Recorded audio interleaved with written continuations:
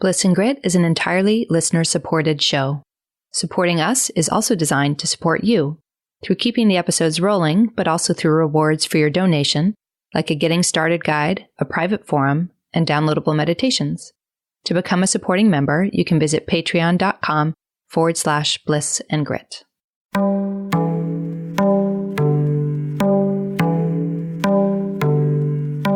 Hello, beautifuls. You're listening to Bliss and Grit. I'm Vanessa Scotto, and I'll be joined soon by my dear friend and co-host, Brooke Thomas. On the show, we're talking about being on the embodied spiritual path. What does that actually mean? What is a real evolution of our lives?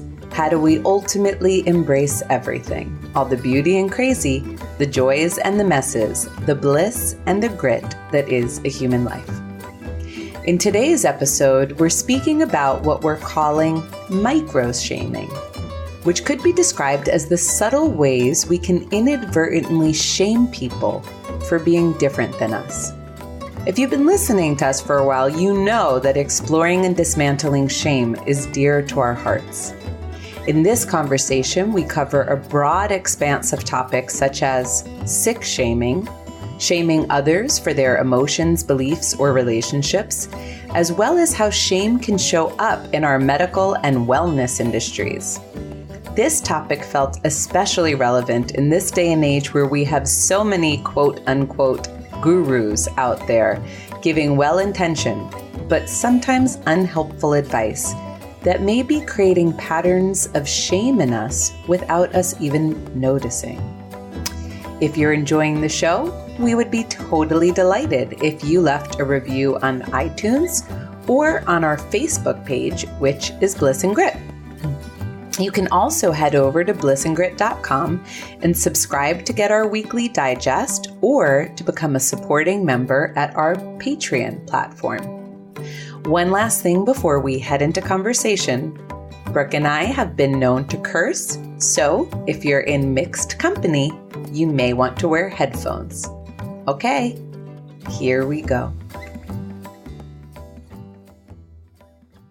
Hi, Brooke. Hello, beautiful. I think we have a dilemma today because I can feel that I have the giggles. We're feisty too. It's like giggly, I'll speak for myself, giggly, angry. So feisty. Promises to be a fun episode. I know. There's just been too much emotion and energy stirring, and it's nice to be talking to you and letting some of this like pent up energy out. So I'm trying to breathe, and we'll see what happens. We apologize in advance for what is likely to be a very swear heavy episode and probably will offend everyone. Yeah, possibly. Maybe. I don't know. And our topic is micro-shaming. So let's hope we just don't commit that. So also pardon that my brain is not very articulate. So this is bound to be one of your favorite episodes yet, dear listeners. Okay. So I wanted to start by reading a little meme I shared on my Instagram a little while back because it's just a quick way of summing up something that's been on my mind that's been showing up in my life. Okay, so the meme is by unknown person. So let's just pretend Vanessa Scotto said this. Sure. Okay. The first thing you should know about me is that I am not you. A lot more will make sense after that. First thing you should know about me is that I am not you. Mm-hmm. A lot more will make sense after that. So this is, I think it's fair to say, perpetually on my mind. I wouldn't be surprised if part of my life purpose is to bring more love, self-love, other love, love of life. And hand in hand with that is tackling and exploring and researching the issue of shame. So this comes up for me all of the time, this exploration. And there's something that I've noticed arises in my life between people, which is sort of this idea that everybody should be the same, like everybody operates the same, everyone has the same path to healing, everyone has the same needs, that something that works for me should by definition work for you. And part of what I notice is it makes a troop of helper figures, and I'm putting air quotes, people who want to go around helping others with their very good advice. And while the intention of this can be extremely benevolent, even extremely generous, because often it's arising from our own identification, our own kind of contracted or stuck places, or our own personas, or just our own lack of understanding of the uniqueness of the waves of human life, it can come out and be received by another person as a little micro trauma that creates shame. Because, simply put, if I was to walk around in the world and think that everyone should think like Vanessa, act like Vanessa, do like Vanessa, heal like Vanessa, and I was to be saying that on a pulpit, given that only some percentage will ever relate to my experience of life, the percentage that doesn't can begin to feel problematic, abnormal, like they're not doing it right. Like, what's their fucking problem? If only they could just do what Vanessa said, it would all work. And in today's day and age, where so many people out on social media or writing books or blogs or in documentaries are gurus, we're in like the age of the guru teacher, here's the path, just follow this and you'll get there, no problem. I think it's becoming increasingly problematic, and I thought very useful to talk about.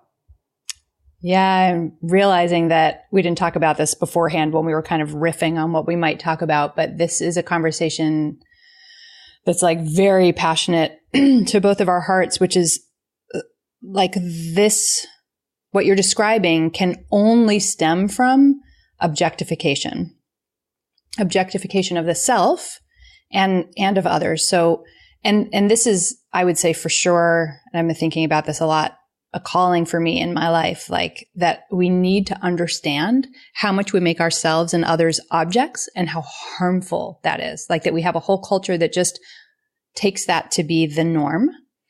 And so in an example like that, like the way you would make yourself the object, first of all, is like you have to assume, if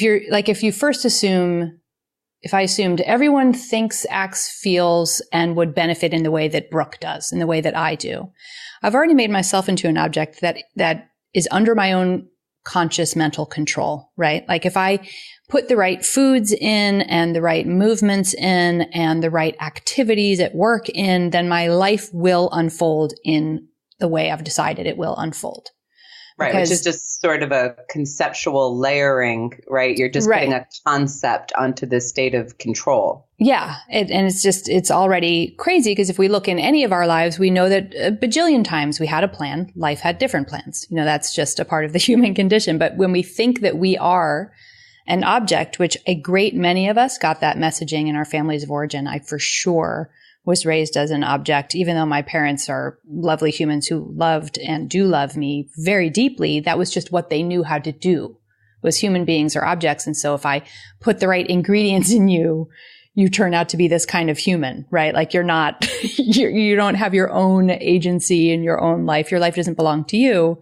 Your life is the object that I need to shape, in a certain direction. So first of all, we assume that we are the object. And then we assume that like, we can give our own object instructions to those other objects over there and then be controlling them in a way that's super helpful. Again, like you were saying, the intent of this is often in innocence and unconscious, like this desire to help the world out. But it's really a desire to help the world or help people in the world get it together. Like I've gotten it together. They can get it together. Or do it better. Or do it better. Like do it better. Yeah. Figure it out. Yeah. Be out of pain. Excel. Be happier. Grab the brass ring. But it doesn't leave any spaciousness at all that we all are capable of living our own lives and that life happens through us. not, we input certain computational algorithms and then we spit out exactly a certain kind of life. It's just not how it goes. Life is infinitely more surprising than we give it credit for, which is where it gets to be, of course, harmful. Because you're saying, why can't you be the object that behaves? Meaning follows the trajectory that I've decided we've laid out here. Because then you'll be happy and together, and it hurts me to witness you not be in that place. And all of these and it hurts me to not be the one who's the helper. Yeah. I can talk about that all day long too. The helper identity. To know that I did that, So in what you were saying, and the way that my mind kind of took it and held it, was that we could look at it from these two different vantage points. We could look at it at the level of the relative. So at the level of the relative, it's already a dilemma because I am not an object and Brooke is not an object. And therefore, we each have our own subjective realities. And so me assuming that everything that I do would be helpful for you, or everything that I think would be helpful for you, or even that you and I think the same way, is like an obliteration of you, which we've talked about objectification. It's kind of an annihilation of your subjective experience, which can be very harmful. So that's like the relative level. And then on the absolute level, you pointed towards one of our common human misconceptions, which is that the ego is in control at all, right? That even if the advice is helpful, I mean, I can't tell you how many times I sit with a client and I have what seems like a really helpful piece of advice, based on life experience, based on sitting with thousands of people, all of these different things. Maybe the advice is even stop drinking. You clearly have a drinking problem. It could be that level of obvious, like 10 other experts would point to it. It doesn't work until it's ripe for another person. Yeah. Right? The ego is not in control. So it's this really interesting thing, being in direct relationship with a human being. We can call it like an empathic resonance. And starting to honor what is their subjective experience in an actual loving, non-harming way, which I like you said, so many of us didn't get. I mean, we don't even have space to have feelings, for fuck's sake. Like, here's how subtle it can be. I was talking to my dad the other day, and I'm still recovering from this flu. So every time I talk to him and I have the flu, I just ignored him for the first few days. I didn't speak to anyone because, I couldn't. I didn't mean ignore him, but every time I'd speak to him, he insists on pointing towards how I'm getting better. So, when you're like, actually, I still feel really tired. I feel really run down. And he's like, oh, but you're much better than last week. So clearly, like, you're getting better and like, you're happy. And like, he starts to kind of like layer on the experience, right? And even in this simple way, what he's saying to me, what he's kind of painting into this moment is, you would do better to be happy right now, right? You would do better to have a positive outlook and look at the good things and not be with the pain. And I would do better not to be with your pain. And so he is subtly telling me the path through that he's ascribing. But you can see that the path is loaded with his own biases and his own constrictions. In this case, my projection is one of them is the constriction he feels around being with people who are in pain. He is so intolerant of pain in general, his own and others, right? So that's one of the constrictions he's identifying for himself. And then he's subtly pointing me towards how he operates. So how he operates is he tries to focus on the bright side, but it's a lovely quality. And I'm sure that has gotten him through many a tough moment in life. But I'm not so sure that A, it's actually transformed him, that B, it served his highest unfolding, and that C, I could walk the same path as him, even if it did. So there's this call for us to show up in direct relationship to the unfolding aliveness of another being. One of the things that gets me really fiery, I don't know why I have a particularly big button is when I'm talking to clients and they're either going through heartbreak or they want to find love and they just haven't found the love that they need, right? The kind of love that they need. And then they have very well-meaning friends giving them very simplistic advice, right? So things like, well, you should just get back out there. That's what I did. That's what people do, right? You know, or worked for me. Yeah. Like, why do you still care that you got your heart broken? Why are you still thinking about that person? You know, or, well, it must be that you're just looking in the wrong places. You know, there's all of these very well-intentioned bits of advice. And what's really happening to the person on the receiving side of them so often is like they're collapsing into pain and shame.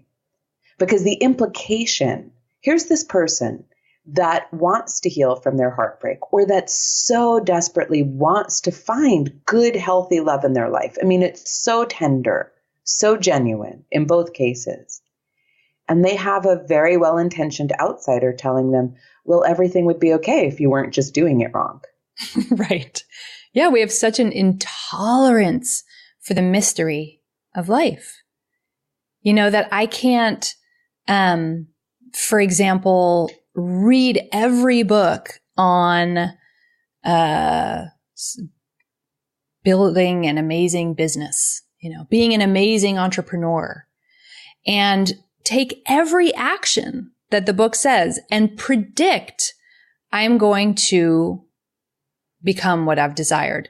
Now, I do think that people who have a very heavy ego identification, God bless, like in innocence, that certainly has been me for portions of my life. So I'm not saying that is a bad thing, but I do think that you have more capacity to force yourself into situations, to will your way into things that are not a fit for you because you just don't hear the same signals of exhaustion or it's not a fit or it's not a calling or, you know, don't try it that way, try it this way. This is better fit for your personality or whatever. Or did you look over there and look at that easy thing, that person who you met who has the connection you already want instead of looking, you know, on the other side of the country to that shiny person someone told you need to connect with.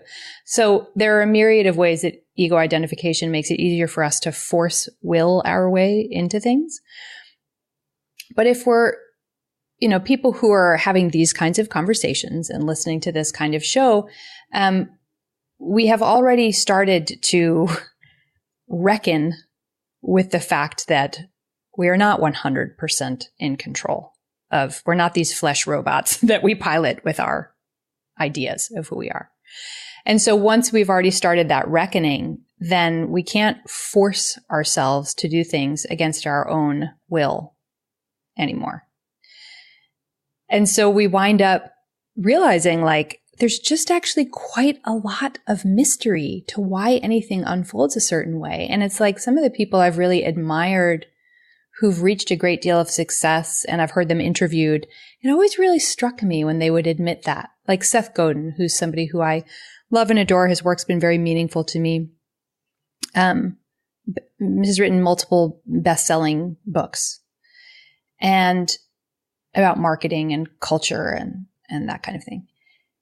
And he was like, there was some interview or something where I heard him say like, a lot of it is just luck, you know, timing. And the guy works his ass off. So he wasn't saying, hey, I laid around until I got lucky. That's definitely not his personality. Or,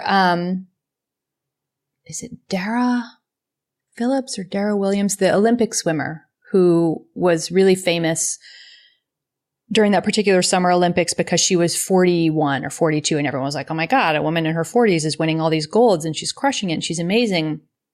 So everyone wants to know, what's your training regime? How did you pull this off? And obviously, this is a woman who is so devoted, so dedicated. So I'm not saying she was just like, I don't know, I jumped in the water and it worked out. You know, like she really, really, really put in the hours.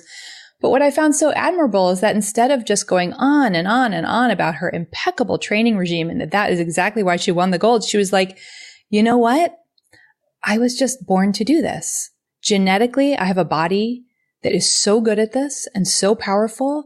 And genetically, I have a mind that loves to obsessively train the fuck out of myself until I achieve this amazing goal. I don't know what to tell you. I was just born to do this, which is so different than like, can you give everyone listening the blueprint of how to be exactly like you? That's crazy. Like the multitude of mysteries that went into making that Olympic swimmer or that best-selling author is so infinite and it's so complex. And the more respect we can have for that, first of all, we're a lot more gentle with ourselves.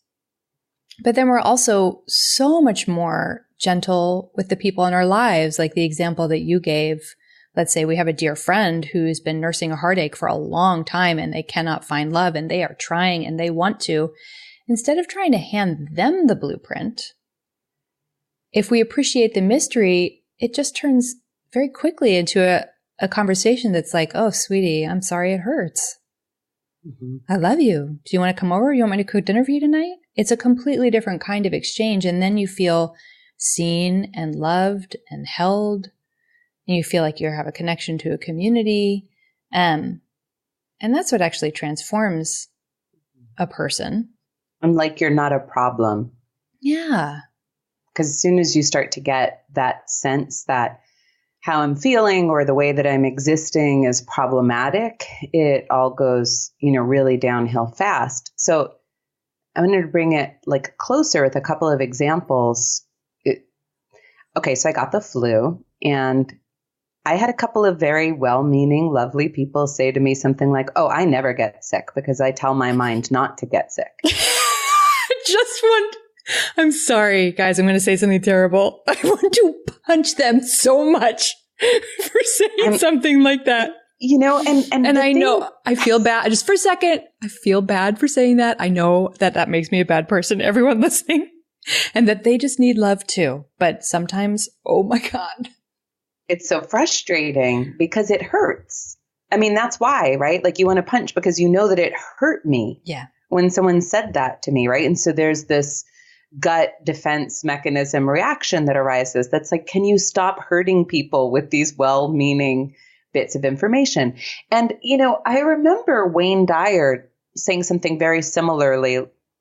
The way that he was like doing mindset work was something like he would tell germs they can't land on his body, and I actually believe that there's some high level of energy medicine where this may be possible, like a possible reality. But the thing is that for someone who's been chronically sick and is currently suffering with the flu, whatever that thing is that someone may or may not be doing, if that's even real, if that's even the reason why they're not sick, as opposed to just a banging immune system, it's not available to me. It's clearly not available to me. If it was, I'd be doing it because I want to be well, right? I don't want to be sick. As much as popular psychology and popular health psychology can say like, you just want to be sick or something, it's actually not as simplistic as that. So in the moment that someone delivers that, when you know it's out of someone's reach, when someone is currently suffering, it's not like I'm over it and, it's a miss. You can call it an empathic miss. And it's not only an empathic miss, but what was delivered to me on a tray was, oh, honey, you've really been fucking up by not doing that mindset work, huh? Look how much it's costing you, whether that person intended it or not. So there was one more moment, and then I want to talk about how we might do it differently, and there's just a lot I want to say, but so I went to see a personal trainer that was highly recommended to me. I told Brooke this story. Actually, I'd gone to see this personal trainer right before, I think it was our last recording or the one before that. I can't remember. Oh, yeah. It was right before. Yeah. So it was right before. So I arrived for Brooke and I to sit on Skype and chit chat about what we're going to talk about, just in tears over this personal training session. And what had happened was, I've been sick for a long time and I have been minimally able to be physically active. And I'm finally emotionally and physically ready to change that, to reshape and get healthy and start moving again. So I arrive with much hope and much vulnerability, which I had shared with the man, in an email, that this is a very vulnerable thing for me because I've been sick a long time. And because, quite frankly, the last time I was exercising, I was fainting and hitting the floor. Last time I was doing it vigorously.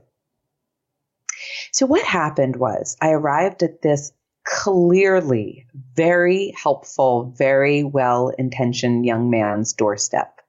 He couldn't be more than 22 or something. Very physically fit. Clearly very able-bodied, it looks like a guy who never suffered from back pain in his life, that kind of a guy. And what happened was multiple times I expressed, I'm actually struggling too hard. This isn't right, and I need to slow it down. And multiple times he overrode me with, well, if it doesn't physically hurt, can't you just, keep pushing?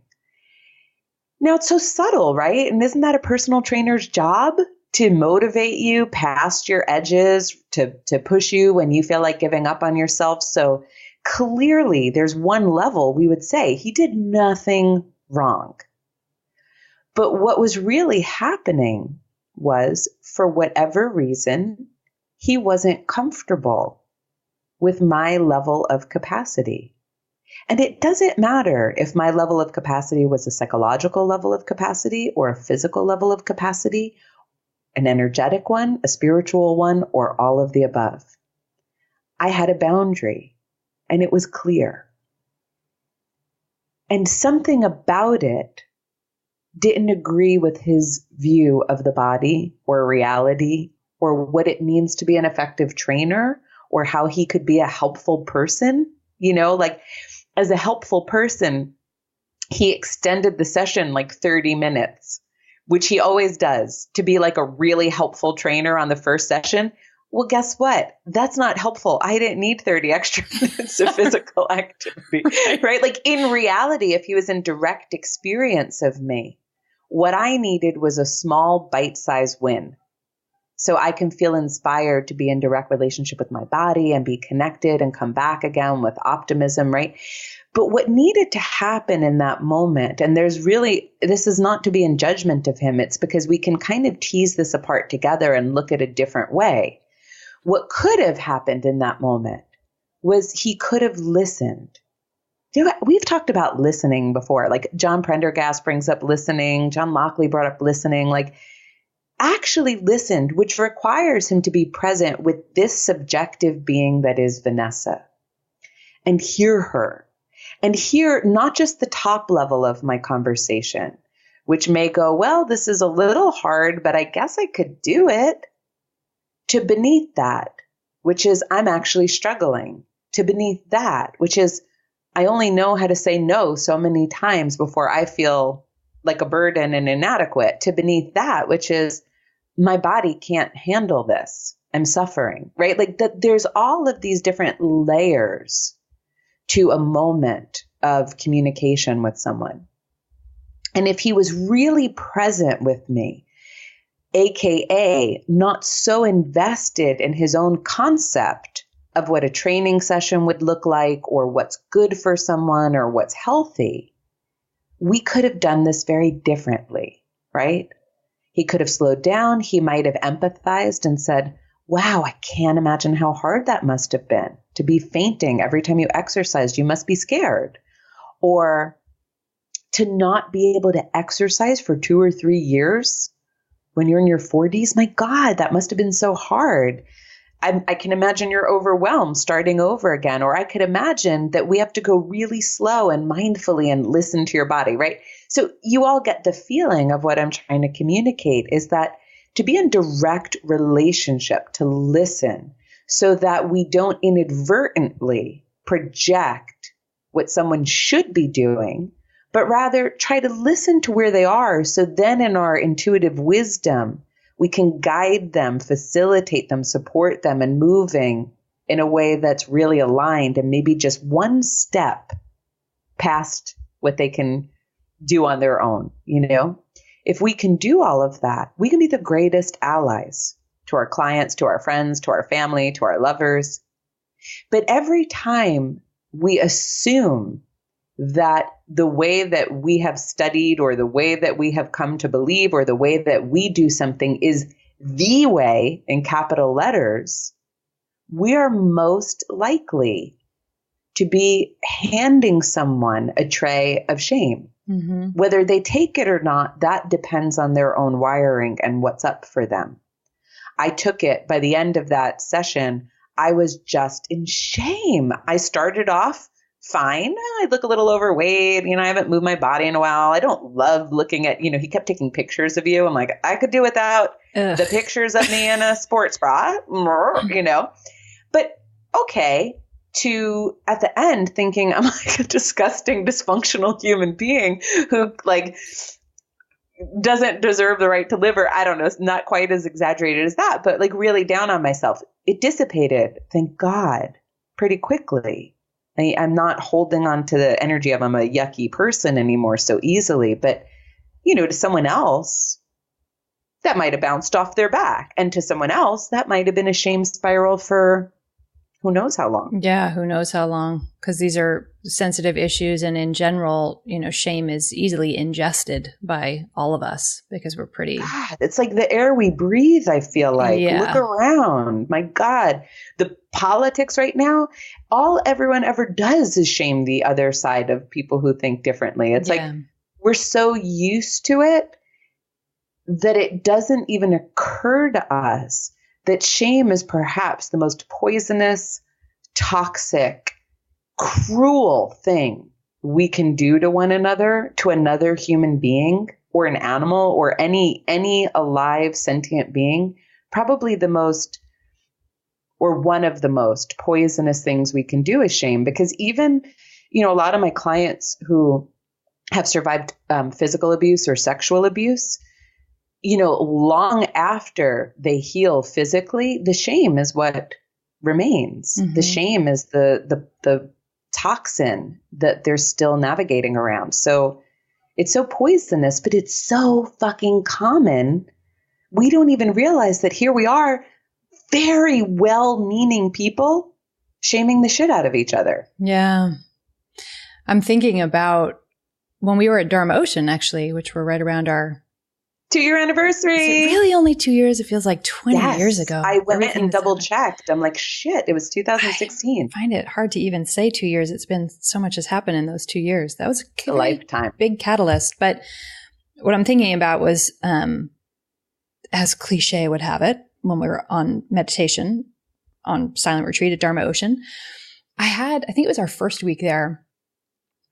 I don't always have really clear visions when I meditate. It's not like a acid trip the whole time, but every once in a while something pops in and it lands, right? Like it arrives. It's not an idea. It's not something I'm thinking about. I'm not daydreaming. It's like suddenly someone set up a movie screen and boop, it's right in front of me and it's there to deliver a piece of information. And when I was there, I had this moment where what I saw, what I was shown, it didn't explain it to me with words, but I understood that I was in this, at the time I was running the Liberated Body podcast.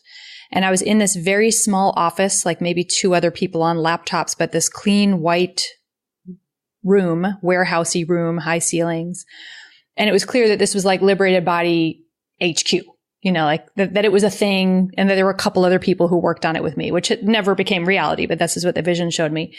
The important part of this vision was that it's this huge white room, like 18-foot high ceilings, kind of warehousey New York type space. And one of these giant walls that went way up to a ceiling was painted with the words, "We don't do fear mongering here." So it was this giant message. And I was like, what? Like any wisdom that comes to you from a place that's not your separate self, it has a quality almost always that's surprising. I was like, what? I wasn't asking for guidance about liberated body. I wasn't thinking, it wasn't on my mind at all. I didn't feel like I had any kind of quandary or question, but it was this very clear, like, And what's funny is that at the time I was surprised and I was intrigued. I was like, that's interesting because it was such a it was shown to me in such dramatic fashion, where it wasn't me daydreaming about something. So it was intriguing, but it did and continues to, after 2 years now, continued to unfold where I really understood, like, this was a very powerful, very potent piece of wisdom for me, for my life. And then also, I think not accidentally, the way it was shown to me as my work environment that I've created, that about my work life, that it is so the most sacred thing for me to hold in anything related to my work life is we don't do fear mongering here. And when it first started to unfold as a kernel of wisdom, I became really interested in how the wellness world, including me, spent so much time making people afraid about what they might do wrong so that they could deliver the solution, so that they could do it right and wind up not having the problem. So for example, and I have a dear friend, Ginger Nash, who's a naturopathic doctor, and she and I joke all the time that we want to co-write a book together. We might actually do it. You're doing it wrong. And it's like each chapter is about something from the wellness world that you're doing wrong. You're sleeping wrong. You're breathing wrong. You're walking wrong. You're definitely moving wrong. You're definitely eating wrong. Obviously, we need to dedicate 20 chapters. You're eating wrong. Don't eat meat. You're eating wrong. Don't eat vegan. You're eating wrong. Don't eat nuts. Don't eat. Just don't eat. So the wellness community is so wrapped up in that. And in essence, it's our culture. It's capitalism. Be afraid. Be very afraid. Oh, unless you do this thing that I can deliver to you that will, be your salvation.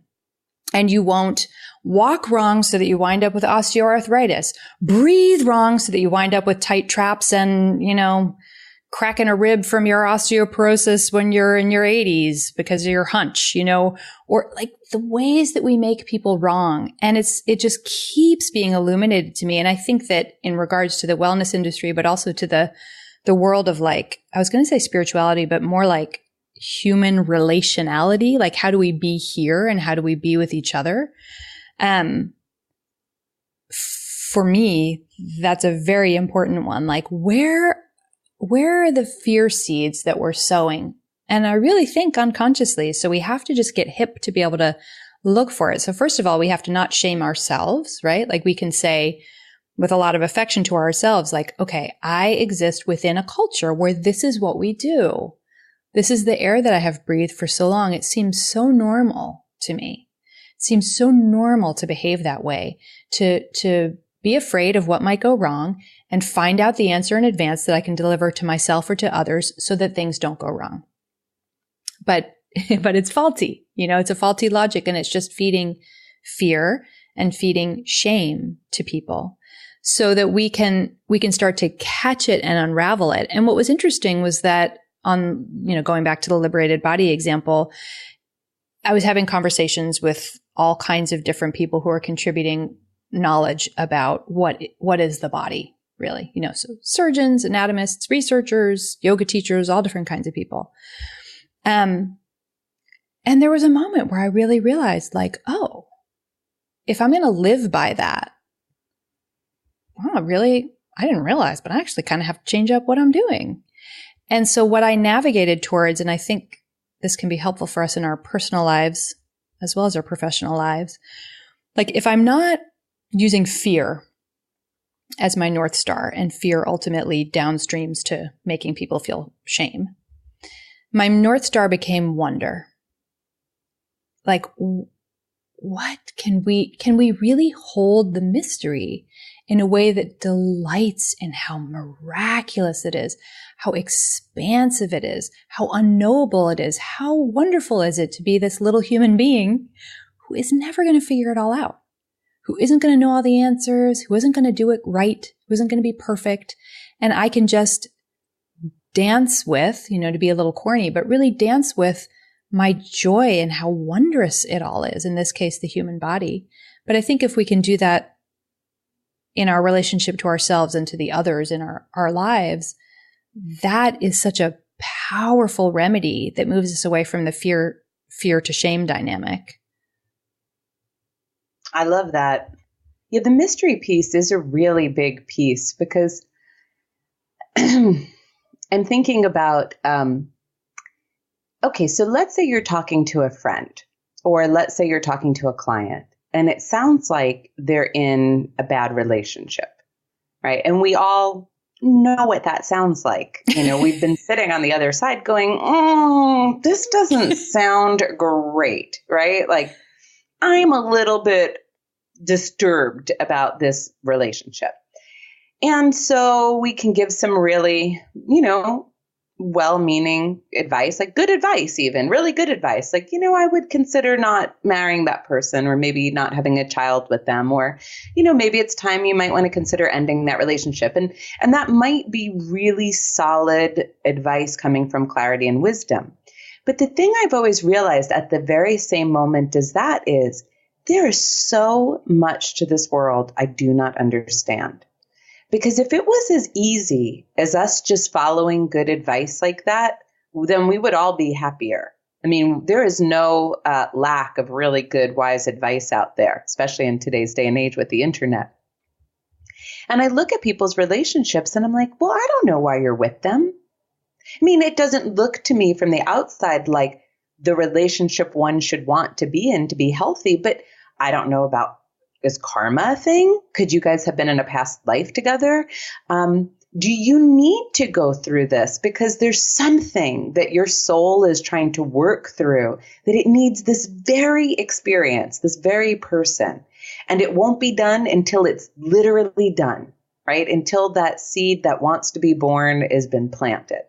I mean, how do I know? So even when it comes to really what seems like sound, credible advice, the way that I approach it, so in all its complexity, because, when you're counseling and coaching people all day long, or just even when your friends come to you, the conundrum I run into is I don't want to be a busybody. I have to mind my own business and not just assume I know the right way for you to live. I have the ultimate honor that other people know better than me. At the same time, because I'm intuitive, and I'm outside them, and I'm seeing patterns that you can't see sometimes when you're in your own forest, it's my job to also offer that to them.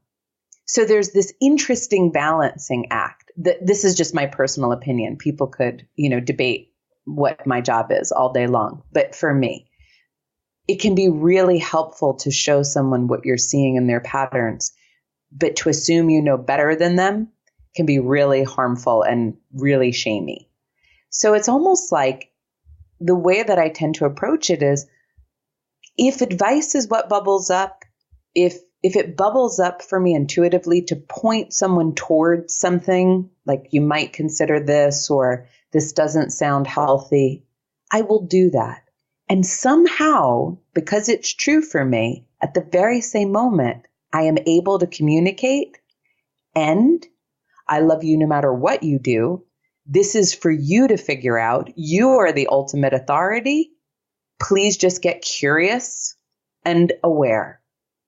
And anything you do, we're together, right? Like, and that's I think, especially if we're going to talk about the wellness industry, since so many listeners are in the wellness industry, and it is remarkably weird how shamey it's become, medicine in general. And all of these different things, we are looking at this kind of paradoxical situation where people are coming to you as expert, right? Like, you're the expert. You've got to tell me, right? If I am in back pain and I'm slumped over to the left, I do expect you to point that out to me so right. I can learn something, right? Yeah.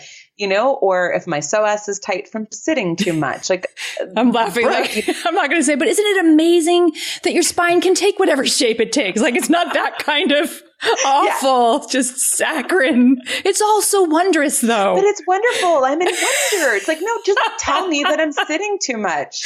Right. On my couch, like a lazy ass, point it out to me, right? Yeah. But so we have to offer the experience and wisdom that our schooling and our life and our client base has offered us.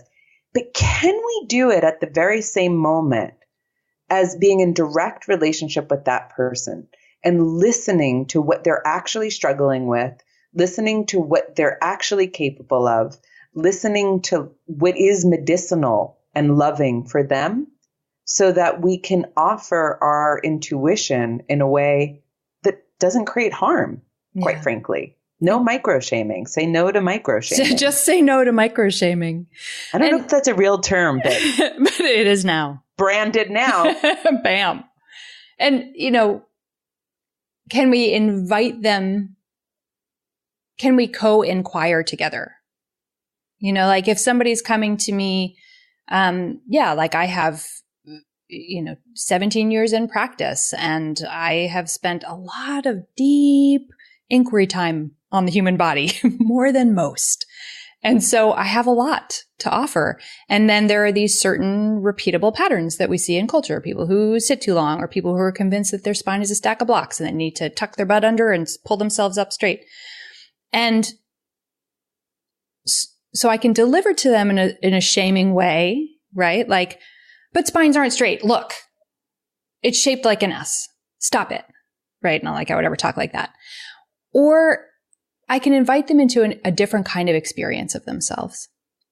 When you do that, when you really tuck your pelvis out under and effortfully pull at your spine all the time, how does that go? And I don't say it in a condescending way, because people really do need to feel themselves. And so, usually they'll be like, oh, I get exhausted and then I can't do it. And then I get slumped again and I pull myself. I'm like, yeah, it winds up being this tug of war with yourself.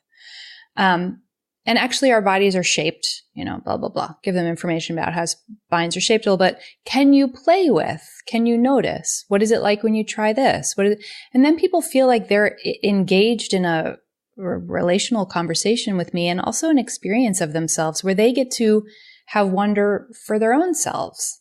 I wonder, not even just like, isn't it amazing? But just a very simple, like, I wonder if I do play with not tugging at myself all the time, how does that go? And that's a very different thing than micro-shaming. So that's a very useful way. I was going to make fun of myself. Quick tips, folks. Quick tips for not micro-shaming. But that's a really useful way to engage with people.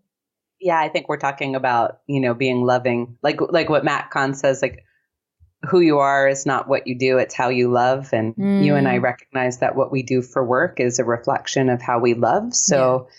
It's such an important way, because even as we observe the ways we can do this with others, we know that we're doing the same thing with ourselves. So whatever we do with others, we tend to be repeating with ourselves. And so, okay, can I just rail on the medical industry a little bit more? Do it. Just a couple more.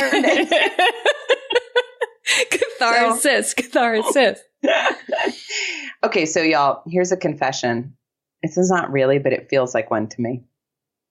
I have just read the book Medical Medium. And that feels like a confession, because I'm a Chinese medicine doctor by background, and I'm not supposed to just be reading about intuition and what one should eat based on angels telling a medium.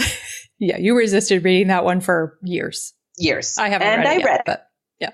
And it was really fucking interesting. But what I want to bring your attention towards was some of the things he was talking about with health trends, and how even like disease diagnoses are made and then assumed to be real and then passed on through the culture. Things I thought were really interesting. So for example, he was talking about things like fibromyalgia. I think he might have even specifically been talking about fibromyalgia, but it was the kind of things that the medical industry tends to say are more hysterical, like hysterical symptoms for women. Yeah. So he was saying, a lot of these kinds of mysterious ailments like fibromyalgia, women are more prone to. And I forgot the reason he gave, but I do believe it had something to do with their energetic makeup, like just our energetic nature as beings, as bodies. And so they would go into these offices and complain oftentimes to a patriarchal male figure. Not all the time, but that's often the case, especially when some of these disease names were created, like rewinding the clock 20 years ago or more. And they didn't know what to say to them. The doctor wouldn't know what it was. They would do a bunch of tests. They couldn't identify it. And rather than say, I don't know, the doctor would say, well, It's probably in your head. Mm-hmm. Maybe you're depressed. Now, it's just interesting. If you just think about it, instead of saying, I don't know. Right. There's no capacity for that for some people in the medical field. And we can look at every field. You can look at your partner. You can look at your family and recognize how often it is that instead of someone saying, I don't know, they will give you a misguided answer. And in this case, an answer that made you a problem, an issue. I don't know. Probably you're actually not happy with your life and you're not admitting it to yourself. Probably you're just not dealing with stress well. I mean, everyone else seems to, but I guess not you, because you break out into a pain pattern around stress, right? And he went on to say, even in his opinion, don't write to us about this, take it or not. I mean, it's really just his opinion. Just kidding, everybody. But in his opinion, that autoimmune disease is a fallacy and that it's really someone's immune system attacking a virus that Western medicine is just not identifying, that that's what the antibody is for, and that people's bodies don't attack themselves. Now, if you think about the way autoimmune disease has been kind of bantered around in the popular culture, when you start to get to the psycho-spiritual circles, it's like, you're attacking yourself. Why are you doing that? Right? And so the person who's gotten an autoimmune diagnosis is often left to held the question, wow, I really don't love myself. Why am I attacking myself? I must not love myself. I mean, what's going on that's so serious that I'm in full-on attack of my own body? Now, what if that's wrong and it's not an attack of your own body? What if he's right? What if there's just a virus that medicine hasn't identified yet? But the cultural agreement that this is your own body attacking itself has gotten picked up into popular circles, especially by like pseudo-spirituality and pseudo-psychology, to mean you hate yourself on some level, that you're against yourself. And can you imagine the levels of shame that arise as you think, why am I destroying myself? How could I do this to myself? At the same time as you're suffering from all of the symptoms of autoimmune disorder, quote unquote, right? So, I started thinking about this and I'm like, this is crazy. The level to which both individuals and our culture can make assumptions about what's real and what's true, and then hand them to you. And these assumptions can be based on people's own misguided fear of pain. Like I said about my dad, they could be based on people's discomfort not knowing, not being expert enough. They could be based on people's fear of falling apart. They're based on all of these different ways that we as humans can get contracted. And then they hand it to you on a platter and you accept it and somehow agree that you're just the fucked up person. Because anyone should be able to just not get sick if they just put their mind to it, or you should be able to be happy if you just think better thoughts, or, you shouldn't be grieving your parents' death after a year or two because other people get over it. Oh, it makes me crazy. Yeah. And it's about, I think we're healthier as individuals and we're certainly healthier collectively if we can make space for the mystery. That life is really happening through us. We're not in control of it. And we can't fully understand it or pin it down or make it behave or predict it. And if we can hang out with that a little more, it feels so scary to the ego. It's what all the conversations about groundlessness are about. But really, it's the place where, genuine love and a healthier relationship to the self and healthier cultures can spring from.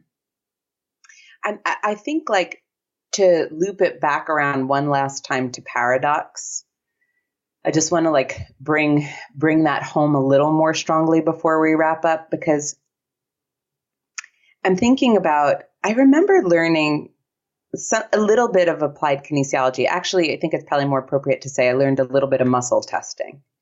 And so when you would be testing someone, the teacher was speaking about how you had to approach them and really try to clear your mind and say, like, I don't know, right? Like approaching them, touching their body, already trying to clear your mind from the thought that you might know what was happening with them or what the answer would be. Just so hard for us as humans. Mm-hmm. So I was like going up to people to like, test their shoulder with the questions. And I would just be saying in my head, I don't know. I don't know. I don't know. And I think, in Zen, they talk about beginner's mind. So the paradox is that we have to be able to approach each situation exactly the same time, bringing our wisdom, our intuition, and our clarity to one another so that we can offer our gifts to the world and lift each other up and support each other in creating a better place for our civilization. And also hold, and I don't know. Mm-hmm. Like, I don't know for a fact, because even when we look at crazy, like global stuff, like I know what I think should happen. I know how I think it should go. And I believe it. And it doesn't mean I won't fight for it. I mean, I may fight for it. But at the same time, as I recognize the mystery, it's like, but I don't know. I don't know what policy will set what policy will set what policy up. I don't know. And if we get smaller and more micro into our lives, I may think I know what someone should do in their relationship, and I should offer that. And at the same time, really hold deeply in my cells, and I don't know. Mm-hmm. And I think if we can, weirdly enough, hold both at the same exact time, there's a sweet spot there. I think we got to just end it with that, because that is some really, really good stuff to ponder for a long time. Like, how do we hold both? It's powerful.